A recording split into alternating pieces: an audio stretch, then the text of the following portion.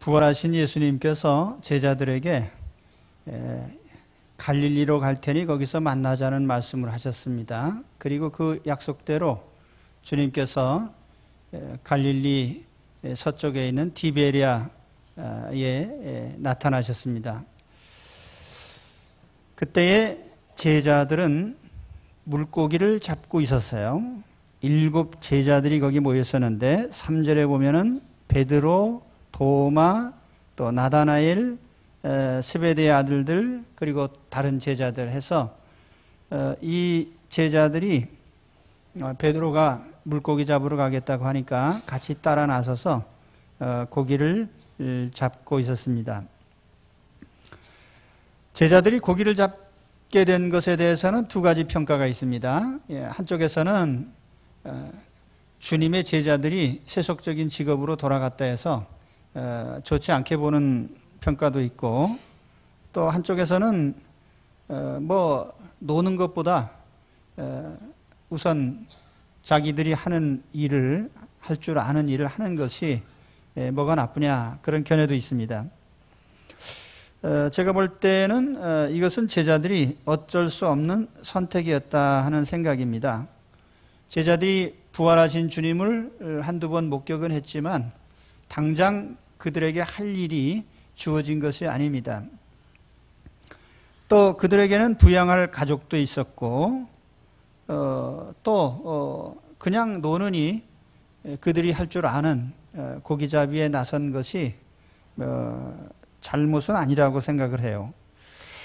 또 그 이후의 장면에 보면은 그들은 즉시 주님이 부르실 때 따라 나섰고, 이들이 고기잡이를 직업적으로 다시 참여한 것이 아닌 것은 여기에 직업적인 어부가 아닌 사람들도 끼어 있습니다. 그렇기 때문에 이것은 잠시 동안 그들이 소일거리로 고기를 잡은 것으로 그렇게 봅니다. 아무튼 여기서 중요한 것은 그 고기를 잡는 현장인데, 주님께서는 처음에도 그러셨고 처음 제자들을 부르실 때도 고기잡이 현장에서 제자들에게 교훈을 주셨고, 또 부활하신 이후에도 이 고기잡이 현장에서 또 교훈을 주십니다.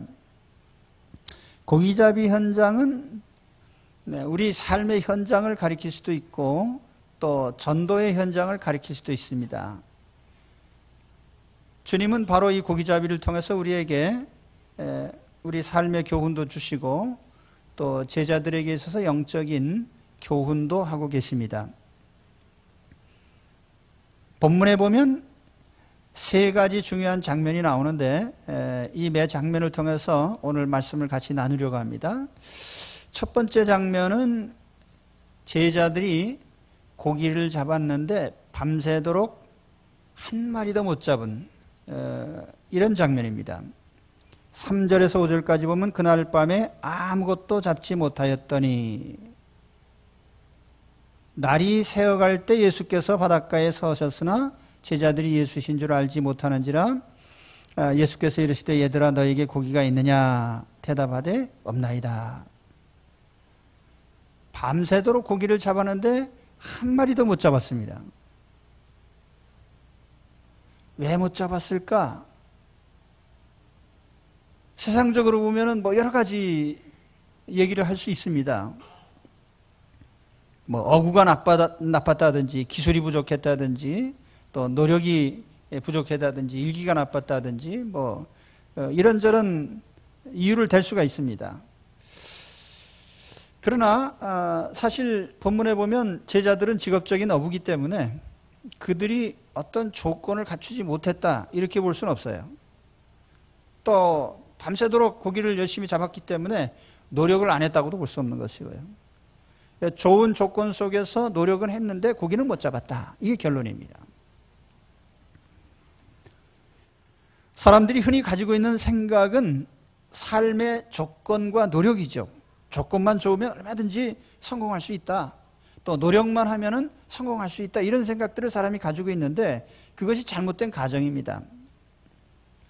12사도 중에 적어도 7명 이상이 직업적인 어부입니다. 어부라는 직업은 여러 가지 직종 중에서도 상당히 전문적인 직업에 속하는 것입니다.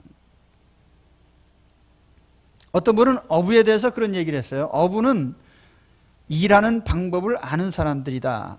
어부는 용기와 신념이 있는 사람들이다. 어부는 인내하고 견디는 사람들이다. 또 어부는 서로 힘을 합할 줄 아는 사람들이다. 어부는 숙달을 요하는 직업인이고 또 배를 움직이고 도구를 움직일 줄 아는 기술자들이다. 그러니까 아무나 고기를 잡는 게 아니에요. 저도 낚시를 해봤지만은 옆에서 계속 잡히는데도요, 초짜는 가서 하나도 못 잡습니다.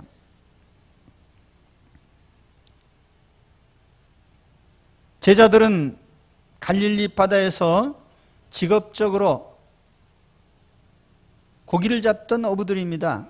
갈릴리 바다의 형편을 잘 알고 있어요. 어디에 고기가 많고 수초가 많고 수온이 어떻고 안개가 끼고 그물이나 배를 잘 다룰 줄 아는. 그럼에도 불구하고 그들이 한 마리도 못 잡은 데 의미가 있습니다. 최선의 조건 속에서도 안 되는 것이 인생이죠.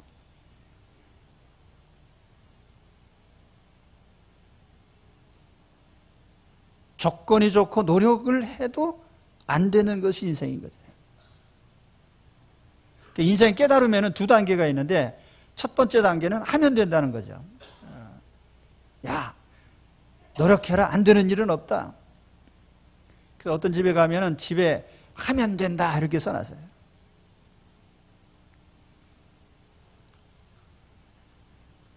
그러다가 두 번째 단계로 가면 해도 안 된다는 것을 깨닫는 단계가 옵니다. 인생은 해도 안 된다. 노력해도 안 되고 갖출 것 갖춰도 안 되고, 그래서 하면 된다라고 생각하면 그게 상당히 젊은 사람이고, 해도 안 된다는 걸 깨닫는 사람은 상당히 노년에 이른 사람들이에요. 이걸 철저하게 깨닫는 단계가 되면 거의 늙어 죽습니다. 예수님께서 일찍이 제자들에게 그런 말씀하셨어요. 너희는 나를 떠나서 아무것도 할 수 없다. 마치 포도나무 줄기가, 가지가 줄기에 붙어 있어야만 열매가 맺듯이 너희들이 나를 떠나서 뭘 할 수 있겠느냐. 하나님이 붙들어 주시니까 인생이 살아가는 것이지 사람 스스로 생존하는 것이 아니죠. 그래서 우리가 인생살이에서도 자신의 무능성을 깨닫는 데서부터 신앙이 시작이 됩니다. 해도 안 되는 것이 인생임을 알게 될 때 세상 사람들은 두 가지 반응을 나타냅니다. 어떤 사람은 자포자기하죠. 아, 이거 해도 소용없네. 그리고 또 어떤 사람들은 아, 이 세상이 잘못됐으니까 뒤집어 엎어야 되겠다. 혁명가가 되죠. 그런데 분명히 아실 것은 아담 이후 지금까지 그렇게 많은 사람들이 세상을 바꾸려고 노력했음에도 불구하고 세상은 달라진 것이 없다는 사실이에요. 혁명가들이 항상 주장하는 거, 요즘에도 진보와 보수가 있지만 저는 진보이기도 하고 보수이기도 하기 때문에 무엇을 평하려고 하는 게 아니라 진보주의자들이 항상 내세우는 것은 현재보단 미래입니다. 지금은 고생하지만 앞으로 잘 될 거다. 그렇게 해가지고 저 김일성 이후에 3대가 계속해서 국민을 속여온 거예요. 지금은 죽을 고생하니까 고난의 행군을 계속하면 앞으로는 뭐 잘 될 거다. 아무리 그것이 논리정연한 논리라 해도요, 그거를 믿는다고 하면 상당히 멍청한 것이죠. 50년 동안 공산주의 실험해가지고 망했잖아요. 안 되는 거예요.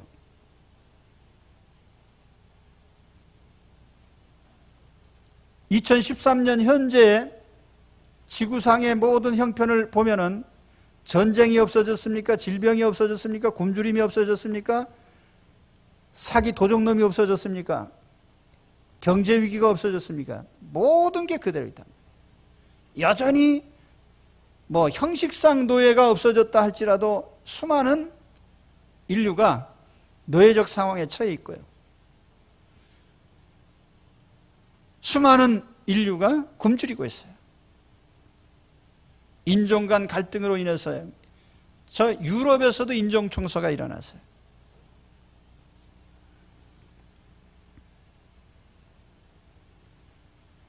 인간의 모든 노력이 성공을 보장하는 게 아니고요. 좋은 조건이 성공을 보장하는 게 아니에요. 우리가 이걸 깨달아야 됩니다.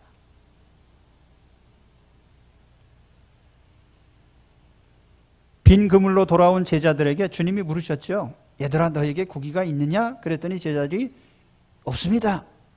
아주 간단하게 대답했어요. 주님이 고기를 못 잡은 사실을 아셨어요. 그게 또 하나님의 뜻이에요. 너희들이 밤새도록 고기 잡으려고 애썼는데 그래도 한 마리도 못 잡았지? 내가 그거 알고 있어. 얘들아 라고 이렇게 주님께서 호칭을 하셨는데 헬라어로는 파이디아입니다. 파이디아. 파이디온이라는 것은 어린아이, 영어로 children입니다. 어린아이들. 보통 이제 성경에 소자여라고 할 때는 테크니아라는 단어를 썼는데 여기 파이디아라고 한 것은 제자들이 인생을 모르는 아이들이란 말이에요. children이에요. 열심히 잡으면 될 줄 알았는데 안 되거든요.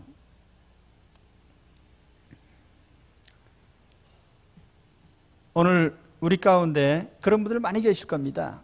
인생 내가 뜻을 세우고 조건 갖추고 열심히 노력하면, 요즘 애들 말로 하면 스펙 좋고 열심히 하면 뭐 안 될 게 있나? 그래도 안 될 수 있는 것이 인생입니다. 이것을 철저하게 깨달으실 때 우리 하나님의 역사가 시작이 됩니다. 우리 모두가 다 그런 단계를 반드시 거쳐야 되는데, 이미 거친 분들도 계시고 거치지 않은 분들도 있는데 반드시 이런 단계를 통과하시기 바랍니다. 인생에는 갖출 거 다 갖추고 노력해도 안 된다는 것. 그다음 두 번째 장면은 이제 주님의 명령과 제자들의 순종의 장면인데, 6절에 보시면 이르시되 그물을 배 오른편에 던지라, 그리하면 잡으리라 하시니 말씀대로 그물을 던졌더니 엄청난 고기가 잡혔습니다. 이 장면을 놓고 어떤 사람들은 왼편이 아니고 오른편이다. 오른편. 또 어떤 사람들은 이게 자연적으로 잡힌 거냐, 기적적으로 잡힌 거냐. 또 그걸 가지고 또 논란이 있어요. 근데 그런 건 논란의 여지가 아니고, 가장 중요한 것은 주님의 명령을 따랐더니, 순종했더니 결과가 성공했단 말이에요. 고기가 많이 잡혔단 말이죠. 그래서 6절에 보면은 하반절에 이에 던졌더니 물고기가 많아 들 수 없더라. 성공이라는 것이 행운이 아닙니다. 세상 사람들은 이걸 행운으로 생각을 해요. 그러나 우리가 신앙 안에서 보면 성공은 순종의 결과입니다. 어떤 분은 이 말씀을 얘기하면서 성공과 실패는 배 한 칸 사이라고 그랬어요. 그 당시 배가 얼마나 큰지 모르겠지만 배의 폭이 그게 몇 미터나 됐겠어요. 그런데 오른쪽에 던져라. 그 왼쪽과 오른쪽 사이가 거리가 얼마 안 되죠. 그러나 결과는 완전히 다릅니다. 순종과 불순종이에요. 오늘날에도 많은 신자들이 성공 신화를 찾아서 우왕좌왕 몰려다닙니다. 제일 서점에서 많이 팔리는 책이 뭐냐면 성공 신화예요. 성공하는 사람들의 7가지 습관, 다 읽으셨을 겁니다 아마. 그렇게 했더니 다 성공했습니까? 어떤 사람이 경제를 전공 많이 해가지고 주식을 열심히 연구를 해서 하는데, 그 주식 연구한 사람보다 원숭이가 찍어서 한 것이 훨씬 더 나았더라. 죄송합니다. 그걸 일률적으로 말할 수 있는 건 아니지만,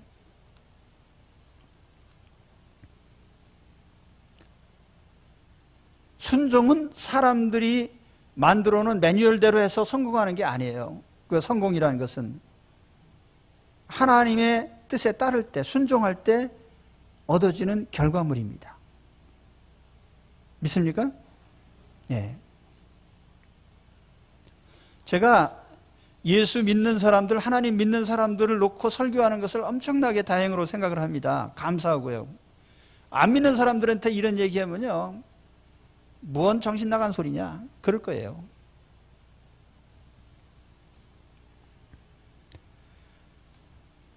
정말 하나님께 순종하는 것, 하나님에 따르는 것이 우리 신앙이고요, 그것이 우리의 성공을 보장하는 거예요.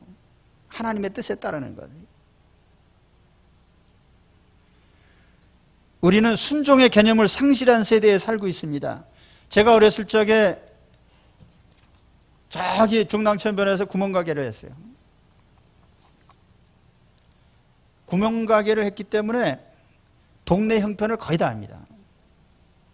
어떤 집에 보면 뭐 대부분이 다 날품팔이니까, 근데 남자들이 대개 하루 종일 일하다 오면은 힘드니까 되게 한 잔 걸치고 와요. 걸치고 오다 우리 집에 와서 한 잔 또 걸쳐요. 예. 술도 한 병도 안 사고요. 한 잔만 주세요. 그리고서 고단하니까, 예, 노상에서 누워 주무십니다. 그러면 이제 연락을 하죠. 야, 아무개야, 아버지께서 지금 우리 집 마당에서 주무신다. 그러면 애들이 와가지고 아버지를, 예, 이렇게, 예, 모시고 갑니다. 그래도 당시에 아이들은요, 그 아버지를 참 그래도 존경하고, 예, 순종하고 따라서요. 요즘에 그런 식으로 하면 아마 며칠 내로, 예, 육이 될 겁니다. 그리고, 예, 잘못하면 맞아 죽어요.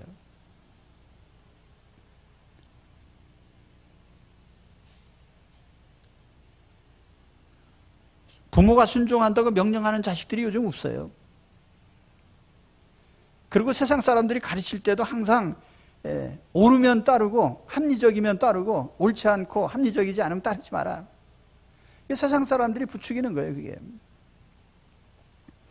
제가 아이들이 초등학교 때 하루는 애가 오더니 아빠 가운 써오래요.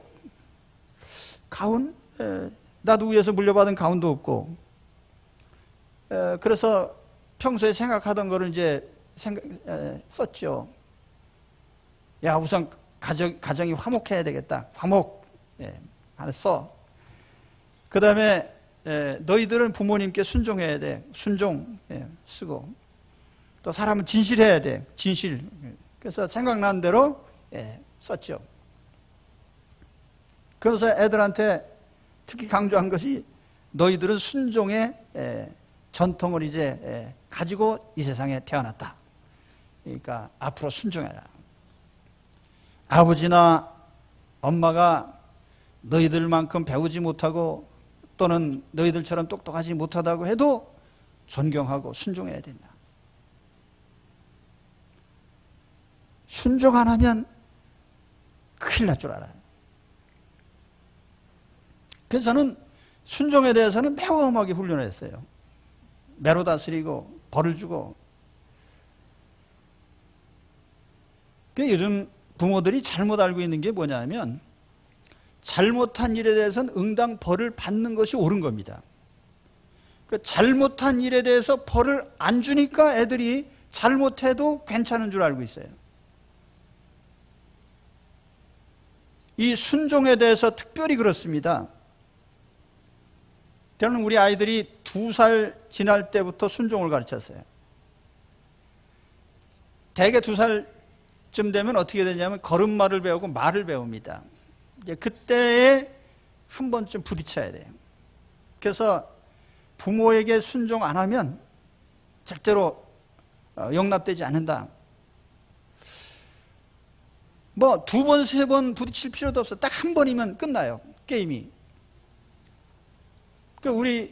저도 보니까 이 남자아이들이 고집이 좀 센데, 할머니도 계시고 뭐 엄마도 있고 그런데 방문 딱 걸어 잠그고 딱 안 치니까 아빠 잘못했어 그러더라고요. 예, 그러니까 교육이라는 것은 의지를 보여주는 거예요, 아이들한테. 그러면 이렇게 엄히 다스리면 아이들이 아빠를 싫어하고 아빠를 멀리할까? 천만의 말씀이에요. 잘못 다뤘기 때문에 그러는 것이지 절대로 그렇지 않아요. 아이들이 그래서 얼마나 편하냐? 예, 정말 아버지가 편해요. 왜냐하면 떼를 안 쓰니까요. 그리고 무슨 결정을 내리면 그것은 대법원 판결이기 때문에 이의를 제기할 수가 없어요. 예. 언제까지요? 예, 시집장가 갈 때까지. 이렇게 세상 편한 걸 가지고요. 그 애들을 훈련을 못 시켜가지고 그냥 애를 먹어요. 제가 손자를 기르다 보니까 손자는 또 내가 손자들이 할아버지가 어떻게 못한다는 걸 알고 있어요. 그러니까 아버지 엄마가 하면은 듣는데 할아버지가 하면요 이 말이 잘 안 먹혀요. 할아버지는 그냥 이뻐하기만 하고.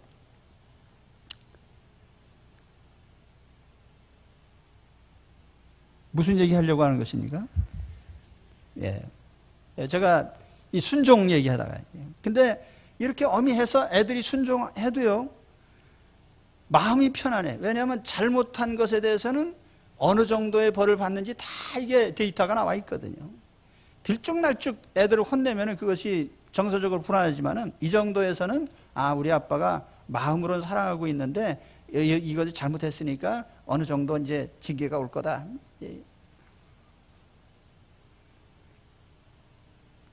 그리고 자녀들이 부모를 존중하고 존경하고 순종합니다.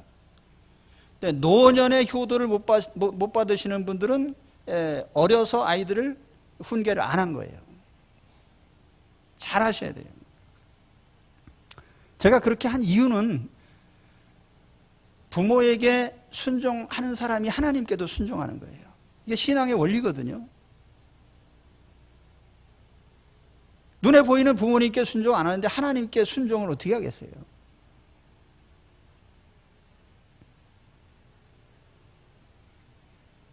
순종은 우리 신앙에 있어서 가장 중요한 결정적인 우리 신앙의 행위입니다. 그래서 사실 순종은 마음이라기보다는 행동이에요. 그 성경에도 보면 네 그러고 안 간 자식이 있고 싫다 그러고 나중에 부모의 뜻대로 따른 자식이 있는데 누가 순종한 거예요? 행동으로 따른 사람이 순종한 거예요. 그래서 저는 순종은 이의를 달지 않는 것이다. 이의를 달지 않는 것이다. 행동으로 따르는 것이다. 그렇게 생각합니다. 아브라함이 순종할 때 어떻게 했습니까? 야, 너 지금까지 살던 갈대아 우르를 떠나서 내가 지시할 땅으로 가. 그랬을 때 아브라함이 어디로 가죠? 왜 떠나야 되죠? 재산은 어떻게 할까요? 일말의 질문이 없어요. 그냥 그래요? 그리고 말씀대로 떠났습니다. 그냥. 예. 그리고 장성한 이삭을 제물로 바치라고 할 때 아브라함이 하나님께 하나님 이게 말이나 됩니까? 이게 타당성이 있는 일입니까? 다 큰 자식을 제물로 바치라니요? 그 아들 여럿이 있는 것도 아니고 하나밖에 없는 아들을 바칠 수 있습니까? 하면서 따지지도 않고 그것도 순종이 늦을까 봐 이른 새벽에 하나님의 뜻을 따르기 위해서요. 그래서 순종은 행동인 거예요. 홍해 앞에서 이스라엘이 딱 섰을 때 바다가 가로막혔는데 하나님이 모세더러 얘 바다 가운데로 들어가. 근데 모세가 빠져 죽어야 됩니까? 왜 땅으로 가지 물로 갑니까? 하면서 한마디 질문도 안 하고 그냥 들어섰거든요. 마라의 쓴물 앞에서 나뭇가지를 던지라고 할 때 왜 그렇게 해야 되는지 묻지 않았어요. 반석에 물을 내서 이스라엘 백성에게 먹일 때에 그저 명령 따라 지팡이를 댔을 뿐이에요.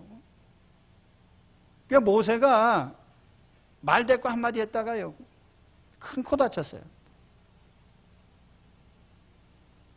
그 반석에 물을 내면서 하나님 이 말도 안 듣는 이 백성들을 위해서 내가 물을 내야 되겠습니까 하면서 화를 내면서 그거 했다가 하나님께서 토달았다고 해가지고, 예.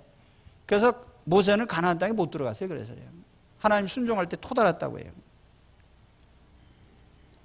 그러니까 순종은 토를 달지 않는 거예요. 행동으로 옮기는 것입니다. 여리고성을, 그 견고한 여리고성을, 저 성 공략법이 뭔지 아냐? 그거 매일 하루 한 바퀴씩 벗게 들고 도는 거야. 그리고 마지막 날에는 또 7바퀴 돈 다음에 소리 지르라고 할 때 와 소리 지르면 무너질 거야. 이게 무슨 군사작전이에요? 아니 그런 방법이 어디 있습니까? 그래 시키는 대로 했단 말이에요. 한 명도 일을 달지 않았어요. 이 순종 가운데 하나님의 역사가 나타났습니다. 그래서 이 순종이라는 건 신앙의 절대적인 행위다. 저는 그렇게 생각을 합니다. 제일 좋은 도덕이 있다면 그것은 하나님께 순종하는 것이고, 제일 악한 도덕이 있다면 그건 하나님을 거스리는 것입니다. 세상에 제일 좋은 신앙은 순종하는 신앙이고, 제일 나쁜 신앙은 불순종의 신앙입니다. 그래서 사무엘에게 하나님이 주신 말씀이 뭐예요? 사무엘이 가로되 여호와께서 번제와 다른 제사를 그 목소리를 순종하는 것을 좋아하심같이 좋아하시겠나이까? 순종이 제사보다 낫고 듣는 것이 수양의 기름보다 나으니. 제가 지금까지 많은 신학교육을 받았고 많은 성경교육을 받았습니다. 그러나 제가 처음 믿는 순간부터 지금까지 걸어온 신앙의 노선 중에 제일 중요한 것은 순종입니다. 하나님 뜻에 따르겠다는 거죠. 설교를 할 때에도 그래요. 인간적인 이 얘기 저 얘기 하고 싶은 생각도 있지만 난 스토리텔러가 아니에요. 하나님 메시지를 전하는 사람이죠. 하나님은 하나님의 뜻을 전할 때에 어떤 결과를 주시고 사람의 마음의 변화도 주시고 인생관도 바뀌게 하고 참 새로운 거듭나게도 하시고 우리의 삶을 변화시켜 주시죠. 인간의 소리를 장광설을 들어놓는다고 해서 거기에서 어떤 변화가 일어나는 건 아니에요. 물론 그것이 듣기 좋아서 많은 사람들이 모일 수도 있죠. 더 중요한 것은 하나님의 말씀을 들으면서 우리의 심령이 변화되고 삶이 변화되는 것입니다. 하나님께 순종할 때에 진정한 역사가 일어납니다. 그래서 오늘 우리도 마찬가지예요. 우리 인생 문제가 많이 있지만은 하나님의 뜻에 순종하시기 바랍니다. 그렇게 할 때 우리 모든 문제들이 거기서부터 풀리고 해결되는 거예요. 왜 인생이 꼬였죠? 하나님의 뜻을 따르지 않았기 때문에요. 그 어떻게 풀립니까? 하나님의 뜻을 따르면 풀리게 돼 있어요. 그러므로 오늘 하나님의 뜻에 따르고 하나님께 순종하는 이 순종 속에서 진정한 우리 인생의 모든 문제들을 푸시기를 주의 이름으로 축원합니다. 세 번째 장면은 153마리의 물고기 잡힌 장면이죠. 이에 던졌더니 물고기가 많아 그물을 들 수 없더라. 6절에 그렇게 되어 있고요. 11절에 가서 보면 시몬 베드로가 올라가서 그물을 육지에 끌어올리니 가득히 찬 큰 물고기가 153마리라. 이같이 많으나 그물이 찢어지지 아니하였더라. 고기가 너무 많아가지고 그 작은 배로 실을 수도 없이 잡힌 거예요. 그래서 할 수 없이 그물째로 쭉 끌고 와가지고 땅으로 그냥 끌어올렸어요. 그래서 하도 무거우니까 세봤습니다. 이 몇 마리나 잡혔나? 그러니까 153마리가 잡혔어요. 153마리 잡힌 것에 대해서 또 학자들이 달라붙어가지고 153이라는 숫자가 무슨 뜻이냐 뭐 하면서 뭐 알파벳을 풀고 뭐 했는데 제가 볼 땐 그거는 별로 의미가 없어요. 말씀에 순종했더니 많이 잡혔단 말이에요. 이 153마리의 물고기가 잡힌 결과로서 하나님이 던지는 메시지가 있습니다. 첫째는 우리 하나님 뜻에 따르면 풍성한 축복이 따라온다 라는 것이죠.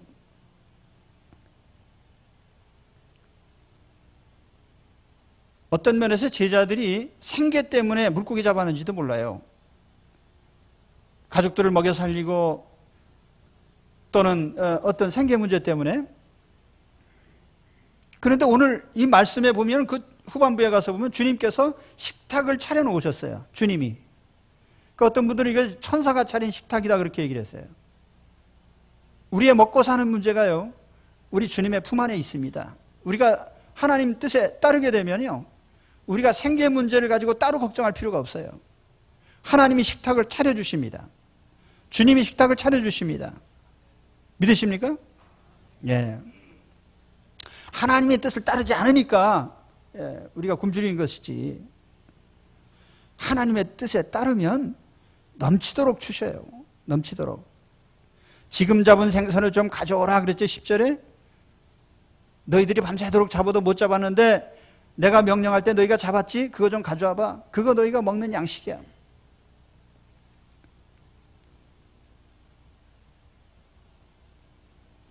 모나미 회사 사장님이, 그 스토리가 여러분 잘 아실 겁니다.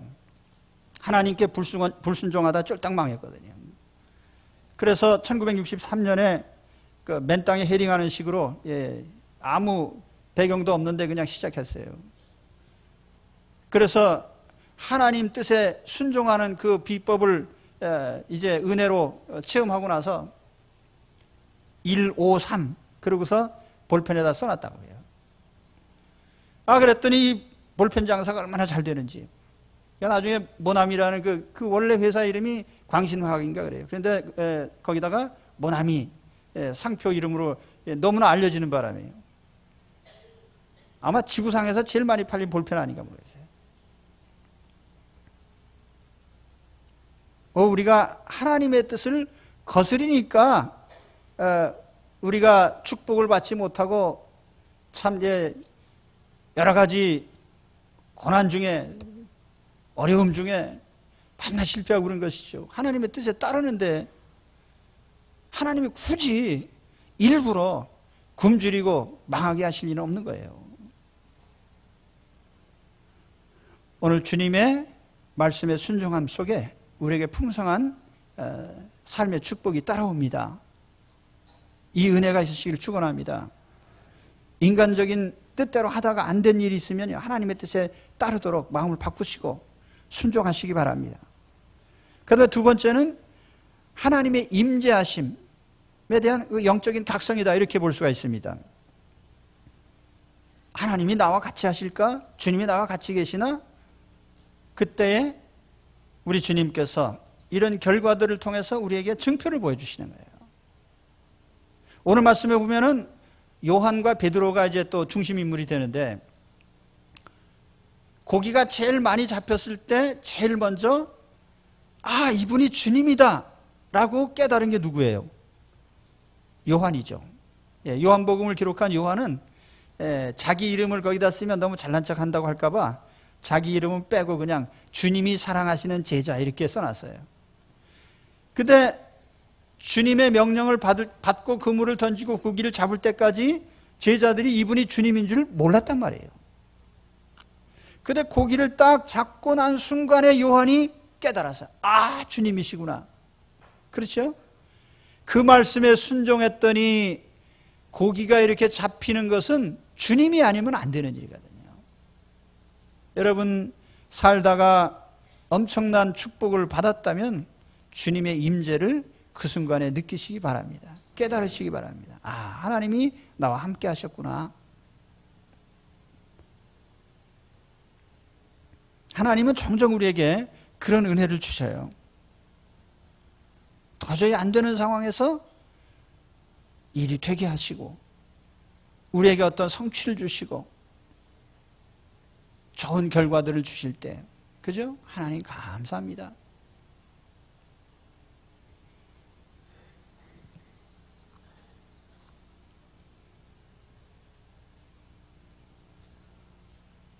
베드로는 주님의 임재를 그제서야 깨달았어요. 주님이 여기까지 오셨구나. 주님이 고기를 잡게 하셨구나. 주님을 3번이나 부인했던 베드로가요.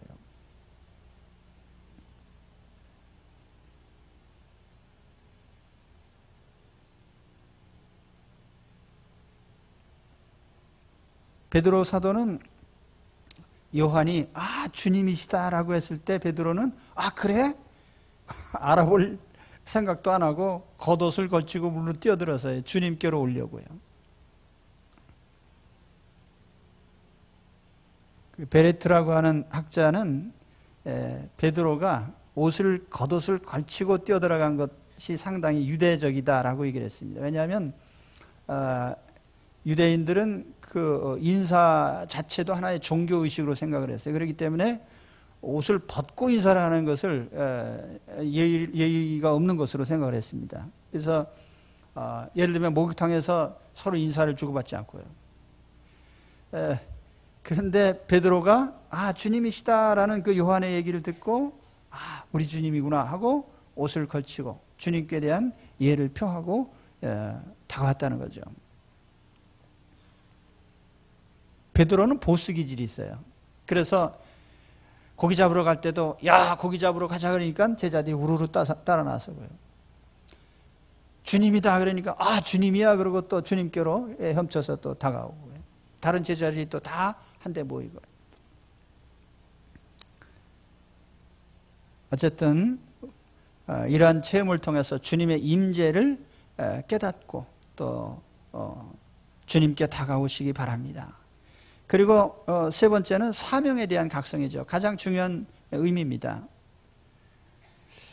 잠시나마 사람 낚는 어부가 되리라고 하는 주님의 그 본 뜻을, 부름의 뜻을 잠시 잊고 있었던 이 제자들이 이제는 확실하게 주님께서 부르신 이 사람 낚는 어부가 되는 전도자의 사명을 여기서 다시 한번 확인하게 됩니다. 마태복음 4장 19절에 처음 부르실 때 그랬죠. 내가 너희를 사람을 낚는 어부가 되게 하리라.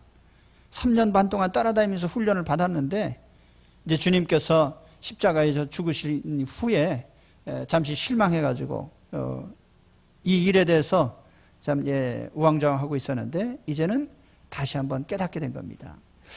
이 고기 잡는 장면이 복음서 초반에도 나타나요. 누가복음 5장에도 나타나고 또 이제 부활하신 이후에 다시 고기잡이 장면이 나타나는데 그 누가복음 5장하고 이 부활하신 이후에 고기 잡는 장면하고 차이점이 있습니다.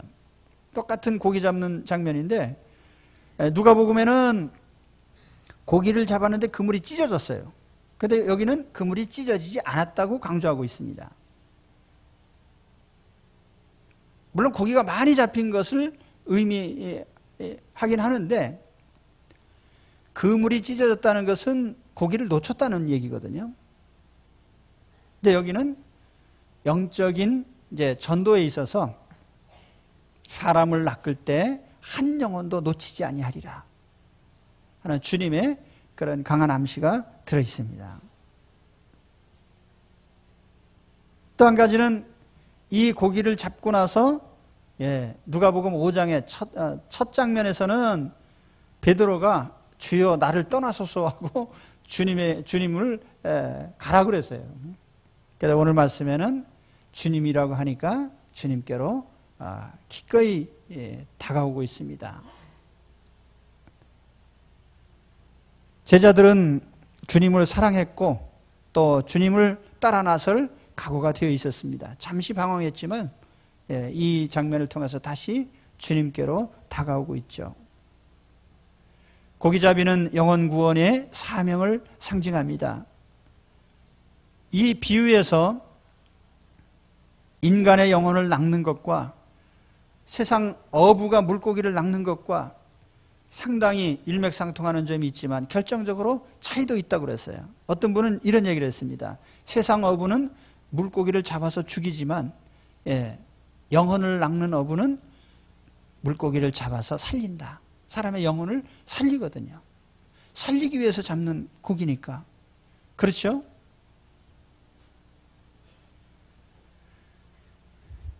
오늘 우리가 사는 곳은 사람들이 사는 세상입니다. 그리고 이 사람들의 영혼은 잡아서 하나님께로 가져와야 될, 구원해야 될 영혼들입니다. 그래서 오늘 주 안에서 주님의 이름으로 이 사람을 낚는 어부들이 되시기를 바랍니다. 그리고 우리가 삶의 현장에서 어떤 주님의 뜻에 순종하고 결과를 얻고 임재를 체험할 때마다 우리는 이 사명을 항상 떠올려야 돼요.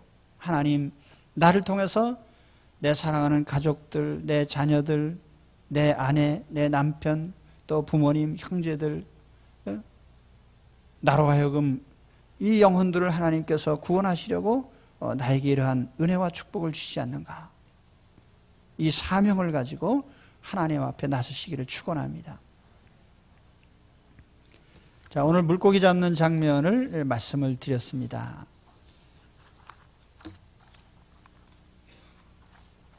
첫 번째 장면에서는 밤새도록 잡았지만 하나도 못 잡았다고 그랬죠. 우리가 인간적인 조건과 노력이 성공의 비결이 아니라는 거죠. 하나님께서 이루어 주셔야만 되는 것이 인생입니다. 두 번째 장면은 주님의 말씀을 따랐더니 물고기가 엄청 많이 잡혔습니다. 하나님의 뜻에 따르는, 순종하는 것이 우리 인생에게는 최대의 성공을 가져오는 길입니다. 마지막으로 153마리의 물고기가 잡힌 장면에 대해서 말씀을 드렸습니다. 이것은 세 가지 메시지가 담겨 있다. 첫째로는 우리가 주의 말씀에 순종할 때 우리의 생계의 문제를 비롯해서 우리의 삶에 풍성한 축복이 다가온다는 것입니다. 또 한 가지는 이러한 큰 역사를 통해서 우리 주님의 임재를 깨우쳐 주신다는 거죠. 주님이시다. 정말 여러분, 오늘 우리 삶에서 어떤 특정한 사건들이 벌어질 때마다 우리 주님의 임재하심을 느끼고 깨달으시길 바랍니다. 그리고 마지막으로는 사명의 인식이라고 그랬죠. 사람 낚는 어부, 영혼을 낚는 어부의 본업으로 우리가 돌아가서 우리는 삶의 모든 현장에서 영혼을 낚는 일을 우리가 계속해야 되겠습니다. 오늘 이러한 하나님의 은총이 오늘 여러분 가운데 넘쳐나시기를 축원합니다. 기도하겠습니다.